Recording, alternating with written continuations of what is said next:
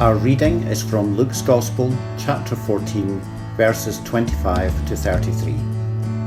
Now large crowds were travelling with him, and he turned and said to them, "Whoever comes to me and does not hate father and mother, wife and children, brothers and sisters, yes, and even life itself, cannot be my disciple. Whoever does not carry the cross and follow me cannot be my disciple. For which of you, intending to build a tower, does not first sit down and estimate the cost to see whether he has enough to complete it?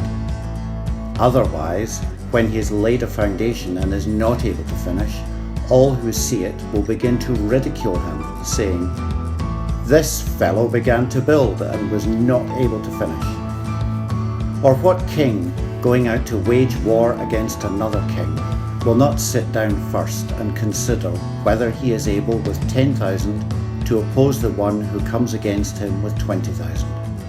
If he cannot, then, while the other is still far away, he sends a delegation and asks for the terms of peace. So therefore, none of you can become my disciple if you do not give up all your possessions." This is the word of the Lord. Thanks be to God. Good morning, St. Andrews. On the cusp of the long weekend, as we awaken with a bit of chill in the air, it's certain that fall is on the way, with the summer months of waning. As I reflected on the week so far, it began with a wonderful celebration at Duncan, St. Andrew's Presbyterian in Duncan, at the induction of their new minister, Daniel Martinez, after a long period without an interim or an installed minister. They are excited, rightfully so. And as someone asked earlier in the week, "How are you?" I had to use the word exhausted. I'm literally exhausted. Remembering my challenge to you and to myself on Sunday when I talked about Frederick Buechner and his challenge to us not to play life as a game of cards where we hold our hand privately and secretly from each other. And if someone says, "How are you?"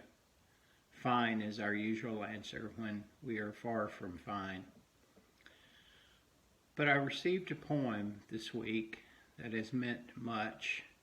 It's from an Irish poet, John O'Donoghue, and comes from his book, "To Bless the Space Between Us."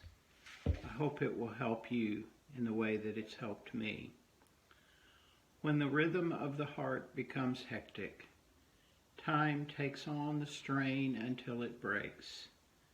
Then all the unattended stress falls in on the mind like an endless, increasing weight.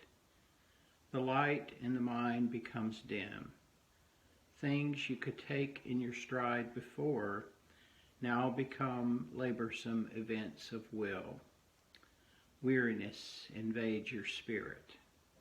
Gravity begins falling inside you, dragging down every bone.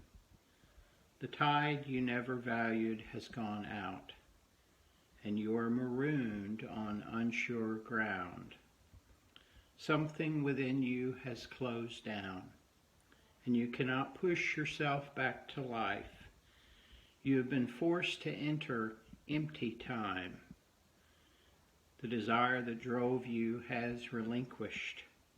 There is nothing else to do now but rest and patiently learn to receive the self you have forsaken in the race of days. At first your thinking will darken and sadness take over the listless weather. The flow of unwept tears will frighten you. You have traveled too fast over false ground. Now your soul has come to take you back. Take refuge in your senses. Open up to the small miracles you rush through. Become inclined to watch the way of rain when it falls slow and free. Imitate the habit of twilight, taking time to open the well of color that fostered the brightness of day. Draw alongside the silence of stone until its calmness can claim you. Be excessively gentle with yourself. Stay clear of those vexed in spirit. Learn to linger around someone of ease who feels they have all the time in the world. Gradually, you will return to yourself, having learned a new respect for your heart and the joy that dwells far within slow time.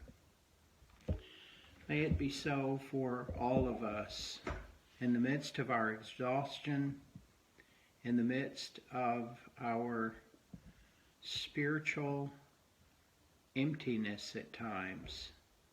May we find new hope. Amen.